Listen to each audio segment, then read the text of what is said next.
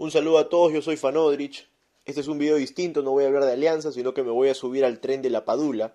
Vamos a recordar un poco la historia de este jugador ítalo-peruano que en un momento nos choteó, nos ilusionó y finalmente decidió jugar por la selección peruana unos 4 años después. Pero sin resentimientos y recordando un poco la historia, hablar de la Padula significa centrarse a finales del año 2015. Perú estaba entre los últimos de la eliminatoria, habíamos perdido todos los partidos excepto con Paraguay, gol de Jefferson Farfán, y la imagen que tenía Gareca de la selección era clara. Paolo Guerrero no tenía un reemplazo, Jefferson Farfán estaba jugando en Arabia, en Emiratos Árabes, en el Al Jazeera, lesionado, sin ritmo, Claudio Pizarro que ya no aportaba absolutamente nada a la selección. Era indispensable encontrar un reemplazo, un recambio generacional. Las únicas propuestas que aparecían en el fútbol peruano era Raúl Ruiz Díaz y nada más. Perú no tenía delanteros. Beto da Silva, todos sabemos que siempre estuvo lesionado toda su carrera. Iván Bulos lo mismo y Gareca parecía no tener ninguna alternativa en ataque si Guerrero no estaba. No tenía delanteros de jerarquía. Pero fue por esos días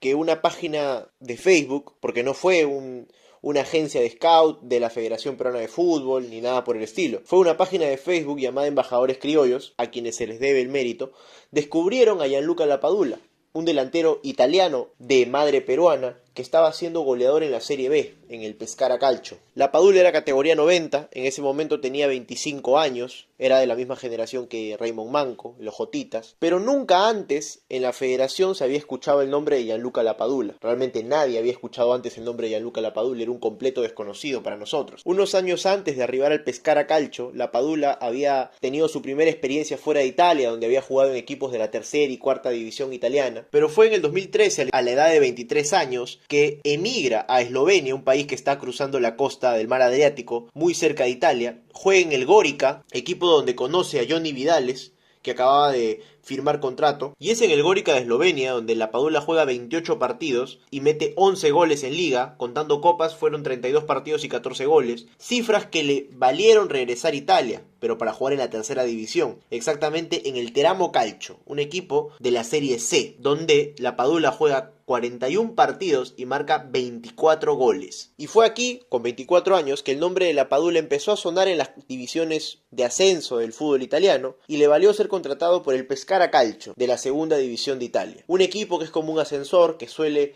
intercalar años en la Serie A y otros años en la Serie B. Contrató a Gianluca Lapadula como su goleador, como una alternativa para conseguir el ascenso a primera. Lapadula había sido el goleador de la Serie C y ahora era presentado como un refuerzo importante del Delfino Pescara. Y es aquí donde Lapadula cierra la etapa más goleadora de su carrera. Y también la etapa donde nosotros lo conocimos, donde empezamos a escuchar de Gianluca Lapadula Vargas. Fue en la temporada 2015-2016 cuando Lapadula jugó 46 partidos con el Delfino Pescara y anotó 30 goles en el torneo de ascenso italiano. Fue en este proceso, jugando en el Pescara, que se dio a conocer su vínculo con el Perú. Gareca no lo tuvo que pensar mucho, en febrero se fue a reunir con Lapadula, nos regalaron estas imágenes, estuvo presente el representante, también la madre de Lapadula, y por primera vez Gianluca se empezaba a sentir importante en el mundo del fútbol internacional, y había una selección peleándose por él, pero no está de más decir que él se sentía más italiano que peruano, y es que es obvio, nunca en su vida había pisado el Perú, y él esperaba tener la oportunidad de llegar a jugar en la selección italiana, aunque eso para un delantero de la Serie B parecía utópico, pero quizás no lo era tanto. Los 30 goles que hizo Lapadula con el Pescara no solo llamaron la atención de Gareca, también llamaron la atención de los grandes equipos de Europa. Se hablaba de que la Juventus lo quería contratar, él ya había hecho divisiones menores en la Juventus, también se hablaba del Milan, incluso del Inter. Finalmente Lapadula termina firmando por el Milan, recibió la casaquilla 9 y ahí empezó su aventura. Con respecto a Gareca, vale decir que Lapadula declinó la oferta diciendo de que la Copa América Centenario, que era el torneo donde Gareca pensaba probar a Lapadula, coincidía con los playoffs del Pescara y por tanto no se sentía bien abandonar al Pescara previo al ascenso por irse a jugar con la selección peruana, lo cual tenía mucho sentido, pero también fue una excusa de Lapadula para simplemente declinar la oferta de Perú, porque ya sabía que había grandes equipos del fútbol italiano interesados en contratarlo, y esto evidentemente lo podía acercar a la selección italiana. Es así como Lapadula simplemente no fue a la Copa América del 2016 en Estados Unidos. Gareca entendió que el jugador no estaba interesado y la novela quedó ahí. Lapadula firmó con el Milan, empezó a jugar en el equipo más grande de Italia a nivel internacional, que estaba en crisis, un Milan venido a menos, que evidentemente contrataba a la estrella de la segunda división como refuerzo. El Milan en sus mejores años no habría ni siquiera mirado en la Serie B, pero bueno, era la gran oportunidad de la Padula en el máximo circuito italiano. Era la primera vez que la Padula iba a jugar con 26 años la Serie A. En el Milan la Padula hizo un par de goles, que los pueden ver aquí en el video. No terminó por sorprender en el Milan, terminó siendo prestado al Genoa, pero en este periodo ocurrió lo que Gianluca tanto buscó. Fue convocado a la selección italiana. Ventura, el técnico en ese momento de la selección italiana, que será recordado históricamente por haber dejado a Italia fuera del Mundial, hizo una selección alterna para jugar un amistoso contra la poderosísima selección de San Marino, que bueno, seamos honestos, es un rejunte de panaderos y artesanos y taxistas. Fue así que Italia venció 8-0, marcando el debut de la Padula, y Gianluca metió 3 goles en ese partido. Pero bueno, ¿quién no le hace goles a San Marino, muchachos? Tampoco nos vamos a hacer los giles. Se esperaba que la Padula volviera a ser convocado en estos amistosos bastante parejos que se suelen realizar en Europa, pero la realidad es que Ventura no lo volvió a llamar. Gianluca no hizo un mal partido, metió 3 goles, y bueno, el rival tampoco le exigió mucho. En esa selección también estuvo presente Petagna, Conti, D'Ambrosio y otros jugadores que sí volvieron a tener continuidad en la selección italiana, pero a la Padula simplemente lo dejaron de tener en cuenta. Quizás esto le dolió a Gianluca Lapadula, que más parecía una especie de trofeo al cual Italia, por mostrar el músculo, había convocado, pero realmente no lo necesitaba, no lo volvieron a convocar y no le volvieron a dar otra oportunidad. Quizás en este momento el jugador se sintió utilizado porque parecía que la Nacional Azzurra solamente quería convocarlo para descartar su posibilidad de que juegue por Perú. Pero al ser esto un amistoso, pues esto no era un impedimento para que más adelante pueda escoger a la selección peruana.